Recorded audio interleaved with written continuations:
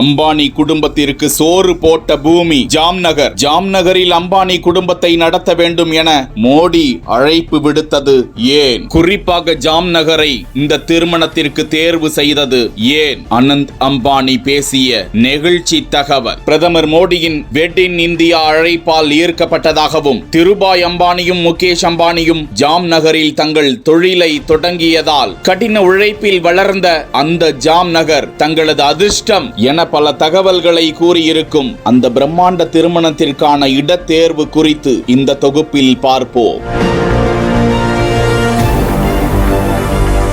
அனந்த் அம்பானியின் திருமண விழா அறிவிக்கப்பட்டதிலிருந்தே முகேஷ் அம்பானி குஜராத்தின் ஜாம்நகரை ஏன் தேர்ந்தெடுக்க வேண்டும் என ஆச்சரிய கேள்விகள் எழுந்து வந்தன. அவர்கள் நினைத்திருந்தால் உலகத்தின் பிரம்மாண்ட இடத்தில் இந்த திருமணத்தை நடத்தியிருக்க முடியும். இந்திய தலைநகரில் நடத்தியிருக்க முடியும். மும்பையின் மிகப்பெரிய நட்சத்திர ஹோட்டலில் நடத்தியிருக்க முடியும். அவர்கள் நினைத்தால் வானத்திலும் கடலிலும் கூட நடத்தியிருக்க முடியும்.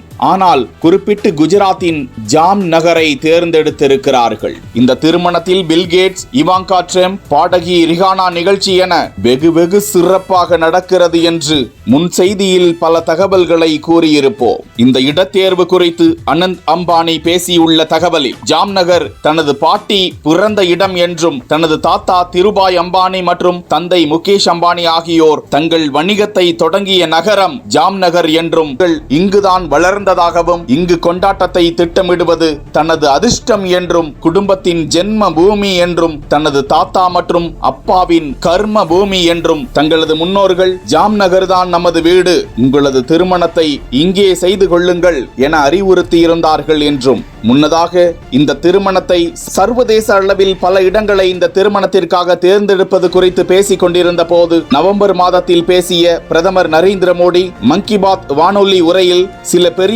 குடும்பங்கள் வெளிநாடுகளில் திருமணங்களை ஏற்பாடு செய்யும் போக்கால் தான் கவலையுற்றதாக பேசியிருந்தாராம். பிரதமர் மேக் இன் இந்தியா பிரச்சாரத்தின் வழியாக தங்களுக்கு வெட் இன் இந்தியா என்ற மாற்றத்திற்கு அழைப்பு விடுத்ததன் காரணமாக இந்த இடம் தேர்வு செய்யப்பட்டதாகவும், இந்தியர்களை இந்தியாவிலேயே திருமணம் செய்து கொள்ள பிரதமர் வேண்டுகோள் விடுத்ததன் அடிப்படையில் ஏற்கனவே நடிகர் ஜோடியான ரகுல் பிரீத் சிங் மற்றும் ஜாக்கி பக்னானி ஆகியோரின் திருமணம் வெளிநாட்டில் திருமணம் நடத்துவதாக திட்டமிட்டிருந்த நிலையில் அவர்களும் இந்தியாவின் கோவாவில் நடத்தினார்கள் என்றும் சுவாரஸ்ய தகவல்களை அனந்த் அம்பானி வெளியிட்டார்.